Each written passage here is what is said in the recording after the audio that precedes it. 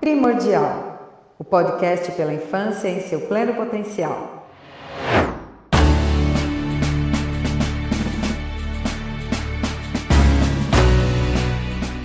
Primordial é entender as novas gerações como as mais promissoras da história e acreditar que está em nossas mãos ajudá-las a atingirem seu pleno potencial. Não por meio de receitas prontas, mas da oportunidade de construção de comportamentos funcionais e construtivos, embasados em significado e pertencimento. Honrar essa importante tarefa exige entrega, conexão, atenção e muito aprendizado, porque a ciência pode ser uma das maiores aliadas da infância.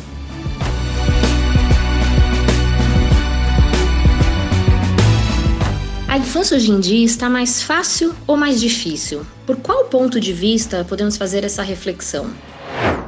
Eu sou Denise Leles, mãe e pediatra. Eu sou Regiane Quereguim, mãe e jornalista.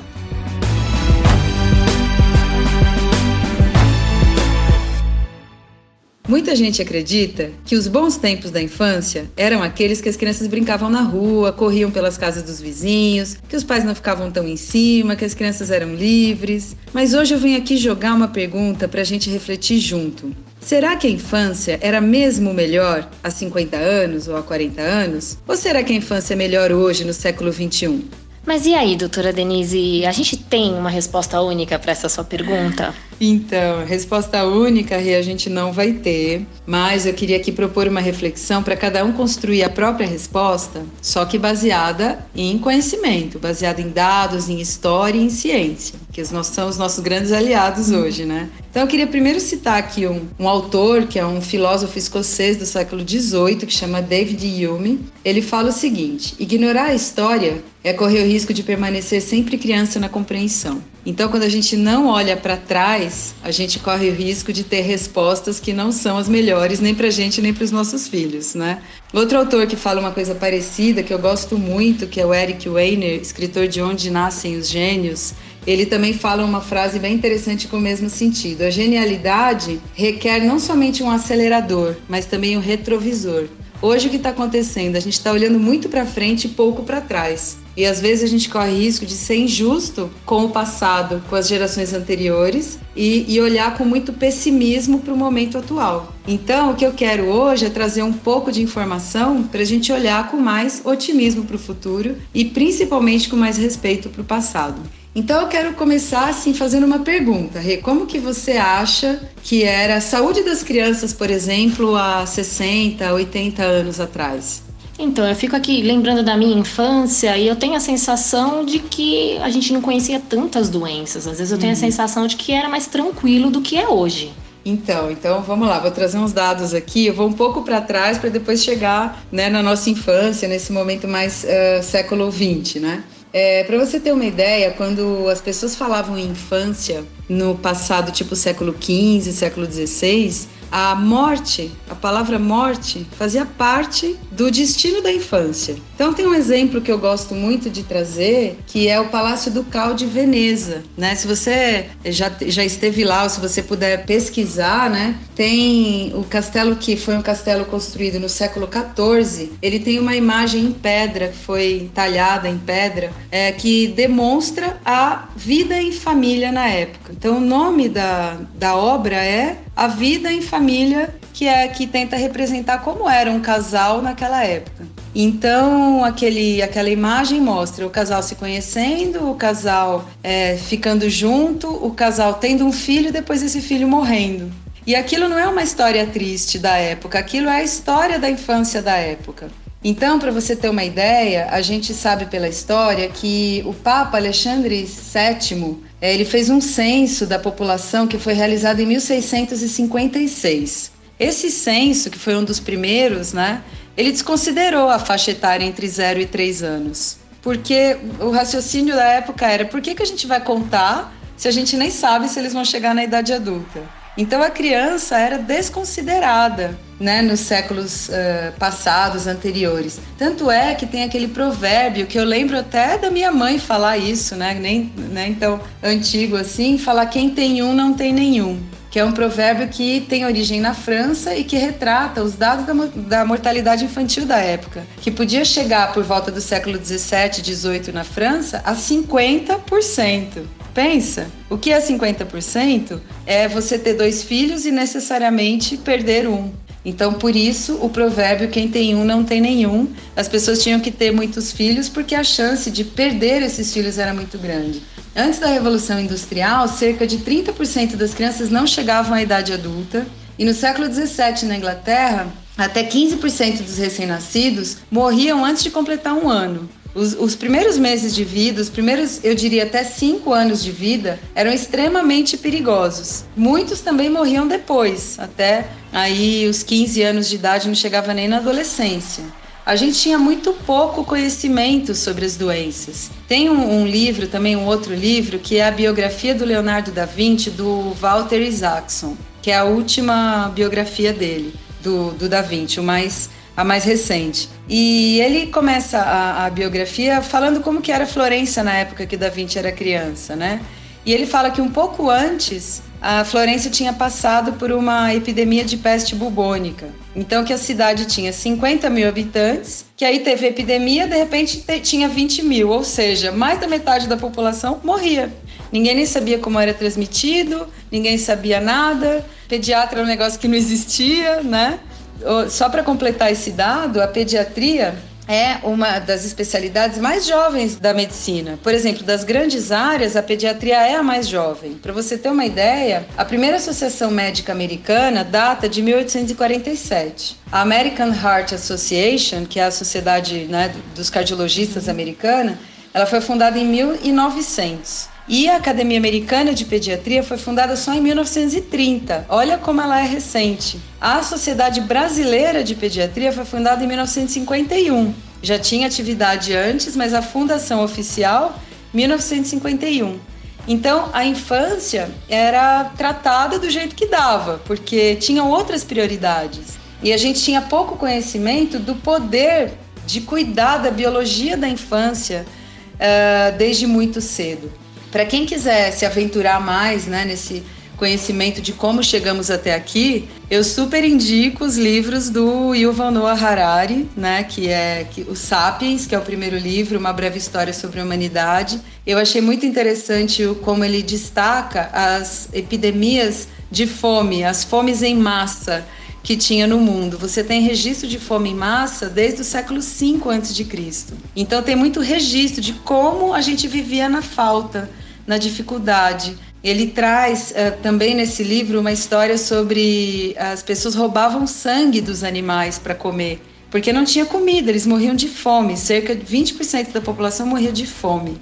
Hoje a maioria da população, né, não sabe mais o que é essa fome de você ter que roubar sangue do animal para comer. Parece que é daí que vem, inclusive, a lenda dos vampiros, as histórias de vampiros, né? O segundo livro do Harari é o Homo Deus, que ele mostra para onde a humanidade está indo e o quanto a nossa história interferiu nessas decisões, né? E aí o outro livro dele é o 21 lições para o século XXI, que também compila um pouco de tudo isso.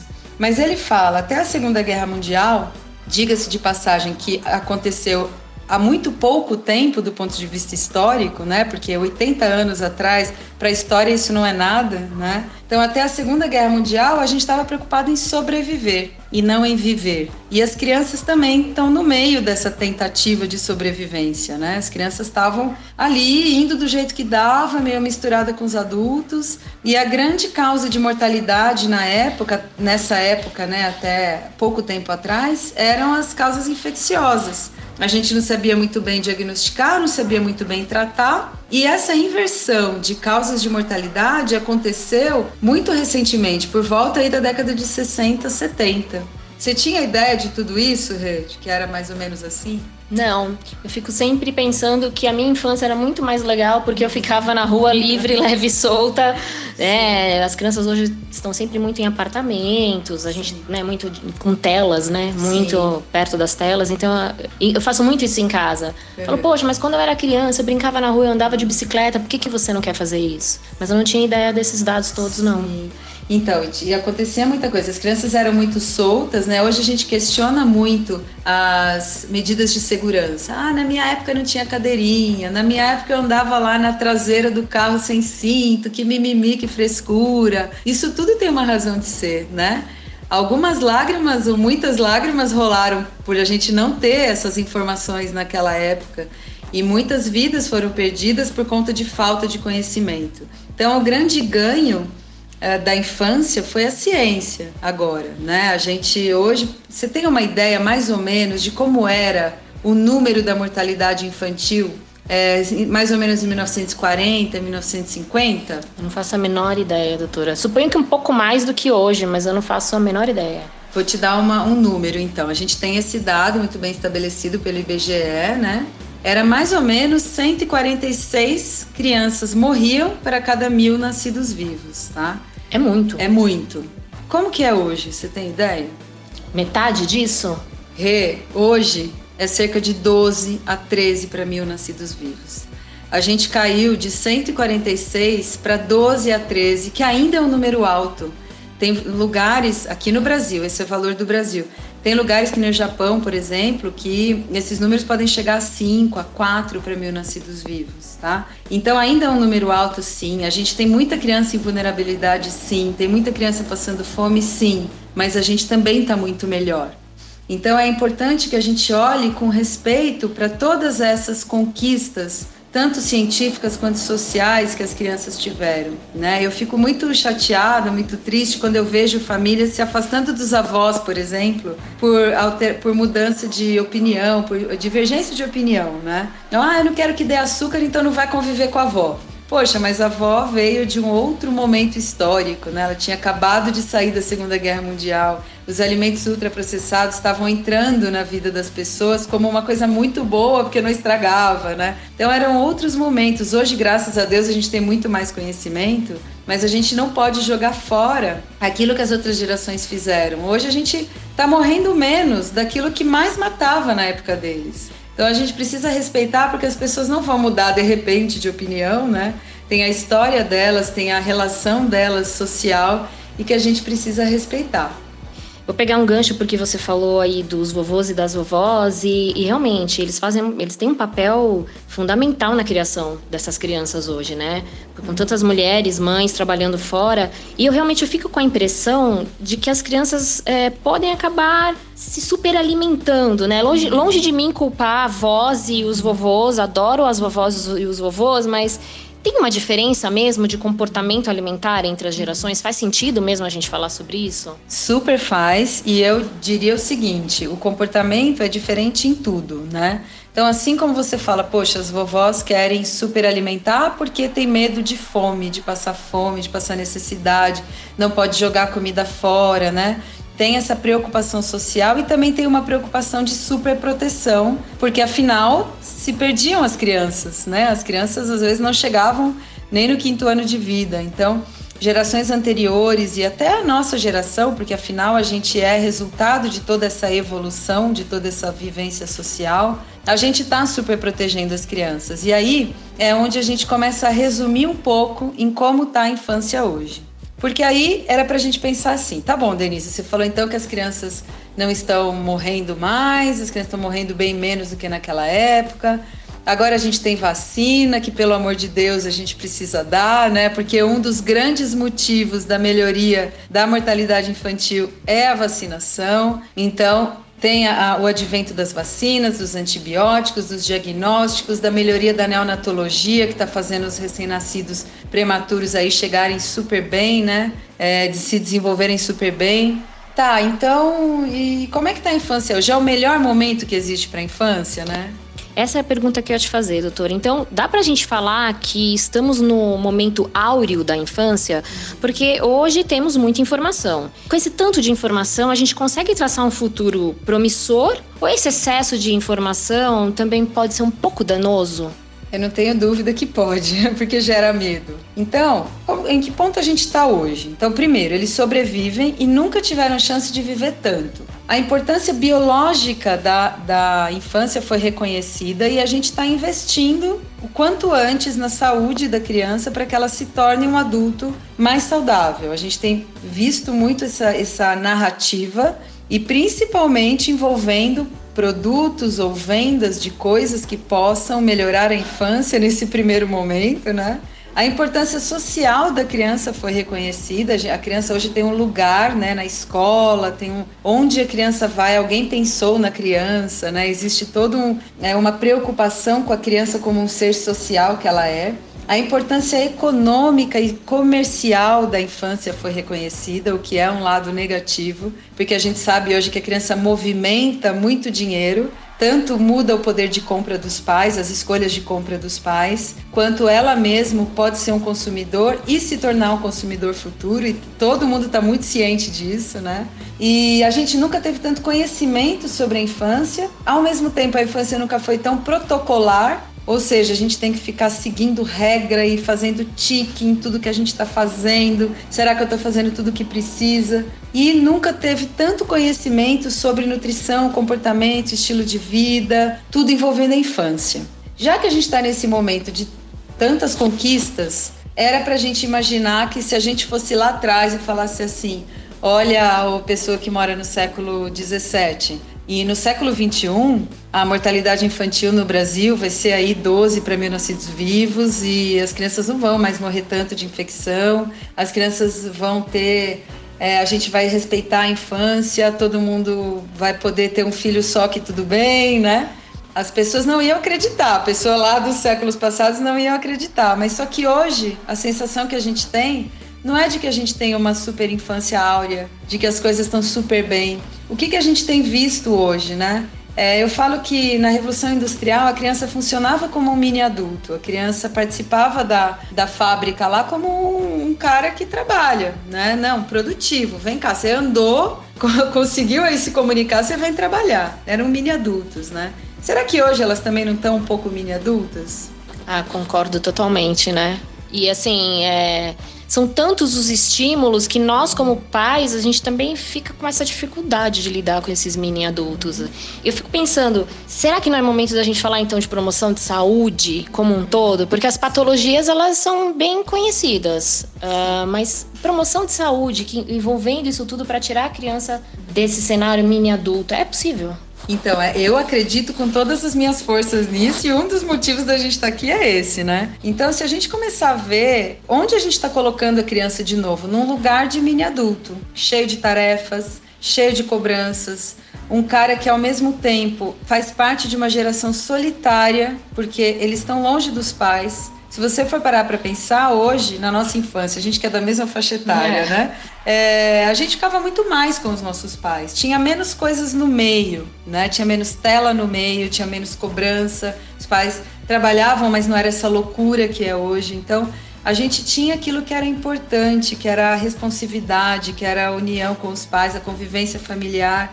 E hoje, de novo, eles estão voltando a mais ou menos como era aí na Revolução Industrial e se tornando crianças que precisam ser adultos produtivos. Crianças que precisam falar inglês, crianças que precisam ter, não sei quantos esportes. Não, eu preciso estimular agora porque senão não adianta mais, que eu falo que é o lado negativo da gente saber epigenética, né? Você fica lá em cima para a criança porque a infância é o momento de aprender. Só que também é o momento de aprender a ser um ser humano. Também é o momento de aprender a cuidar do corpo humano que é dela. E ao mesmo tempo, essas crianças mini adultas são filhas de pais esgotados. Filhos de pais que têm, a gente sabe, números muito grandes, principalmente no Brasil, de ansiedade, de depressão, de burnout. Pais que estão cobrados, que estão sentindo que estão sempre devendo alguma coisa. Eu ouço isso muito no meu consultório. Eu pareço que estou sempre devendo alguma coisa. Eu tenho essa sensação de que eu termino o dia devendo no trabalho, devendo em casa, devendo como mãe, devendo como amiga, devendo como esposa. Eu estou sempre devendo. E os pais esgotados colocam a criança num ambiente ruim. Eles não estão afim, não estão dispostos, não estão com tempo para conseguir dar para a criança o que ela mais precisa, que é o ficar junto e a responsividade genuína. O que você tem para me mostrar? O que você tem para me falar para eu poder responder a isso com a minha experiência de mãe, com a minha calma de mãe, né? As crianças estão nesse ambiente e o que a gente tem de sequela, né, de consequência disso? A gente tem hoje dados aí de 2018, 2019 do CDC, que é um órgão americano, 1 a cada 6 crianças de 2 a 8 anos com diagnósticos de comportamento, às vezes envolvendo ansiedade, envolvendo depressão. Esses números estão aumentando cada vez mais. A gente tem crianças que estão com problemas de sono. Então, tem artigos americanos falando que 1% das crianças americanas já usam melatonina para dormir. 25% das crianças têm problemas de sono. Quando você pergunta para os pais, você acha que seu filho dorme bem? Eles falam, acho que meu filho dorme pouco. Quanto ele dorme pouco? Cerca de 1 hora a menos. Tem estudo mostrando que os pais não percebem que esse número chega a 4 horas. O pai acha que está dormindo 1 hora a menos, mas na verdade a criança está dormindo 4 horas a menos. E privação de sono é um problema seríssimo que gera mudança de comportamento, né? Comportamento agressivo, dificuldade escolar, e muitas crianças estão tomando remédio para isso, sendo que bastaria dormir. E, ao mesmo tempo, a gente tem um número cada vez maior de obesidade infantil, que a gente uma hora vai falar só disso. E a gente tem crianças cada vez com mais dificuldades alimentares, né? Mas por que será? A gente está num momento que tem tanta comida, a gente está num momento que a gente está lutando contra o excesso. E por que as nossas crianças não comem? Cerca de 50% das mães, em algum momento no consultório pediátrico, vão se queixar de que seu filho não come. É muita gente. Quer dizer, a gente saiu de um momento em que 50% das crianças morria e a gente está num momento em que 50% das crianças não come, tem excesso de peso, tem algum problema comportamental, problema de sono, ou seja, envolvendo questões que dizem respeito à nutrição, comportamento e estilo de vida, né? Que são coisas que desde que a gente acorda de manhã tem alguém tentando influenciar isso na vida da gente, né? Tem alguns dados americanos que mostram que 78% dos americanos não levantam da cama sem olhar o celular primeiro. Eu diria que isso aqui no Brasil é até mais, viu? Acho que talvez até um número aí beirando o 100%. Deixa eu dar uma olhadinha no celular. Essa olhadinha no celular sempre tem alguma coisa influenciando você para fazer ou para comprar alguma coisa. E as crianças, obviamente, estão sendo impactadas com essas escolhas e esse estilo de vida novo que a gente está tendo no século XXI. Isso gera um assunto bem interessante para os nossos próximos bate-papos aqui, porque a publicidade infantil, realmente, nós como pais, é uma dificuldade também a gente se livrar um pouco disso. Então, falando em promoção de saúde, estilo de vida, comportamento, é para onde a gente tem que olhar. Esse é o caminho? Exatamente. A gente precisa tomar menos remédio, né? Então, pensar menos em, nós médicos, menos em prescrever e mais em traçar planos de ação e ir junto com os nossos pacientes. As mães, pensar menos em soluções imediatas e mais em olhar para si mesmas, para o próprio comportamento, porque elas servem de modelo de comportamento, né? Um dia a gente vai falar muito disso.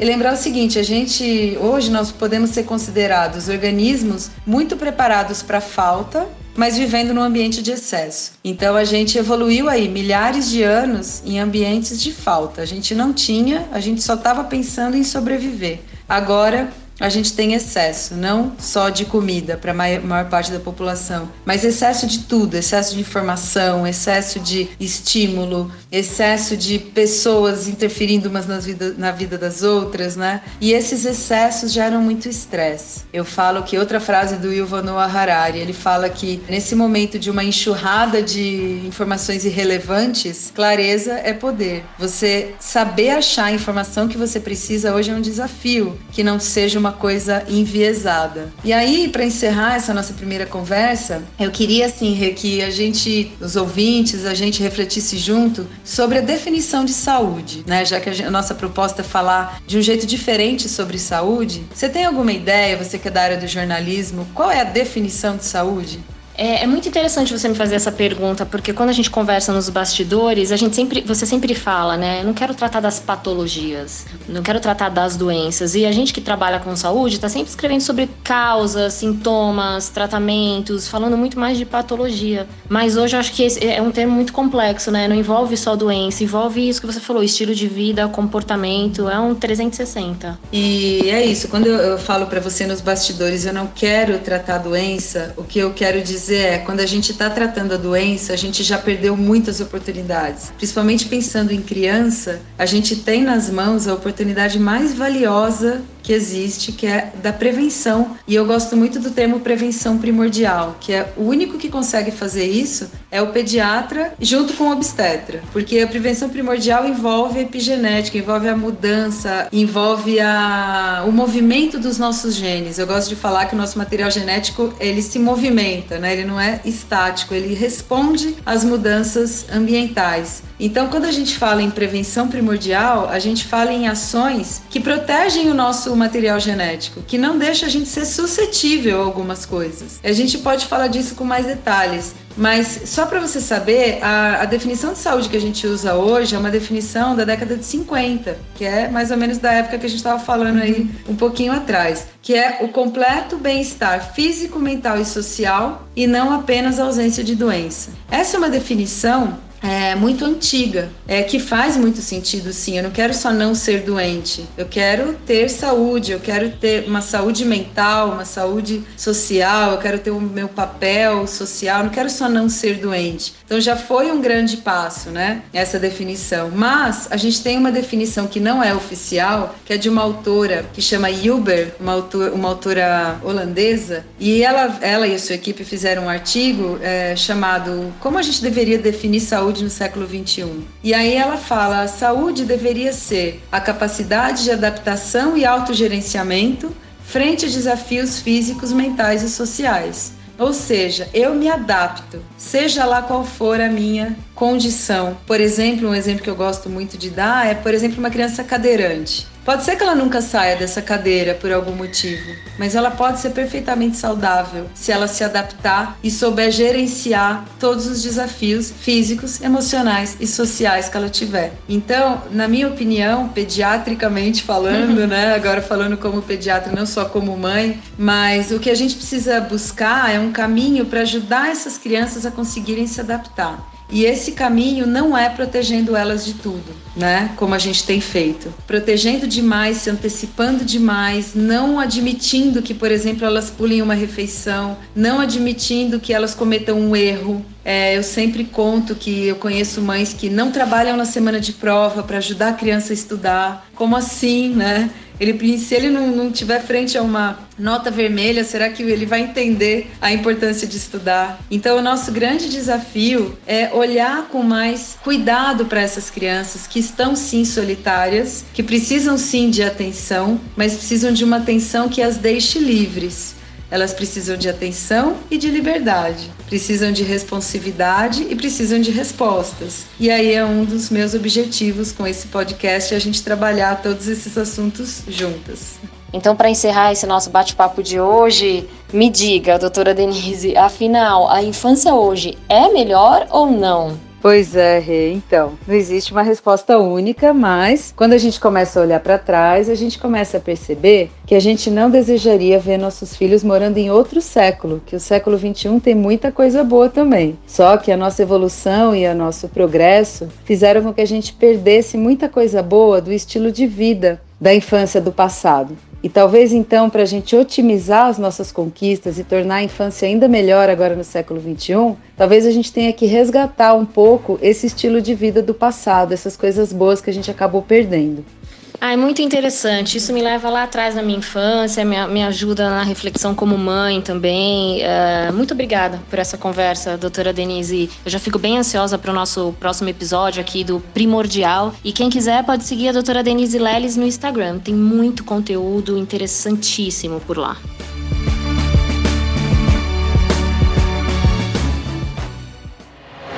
Primordial, o podcast pela infância em seu pleno potencial.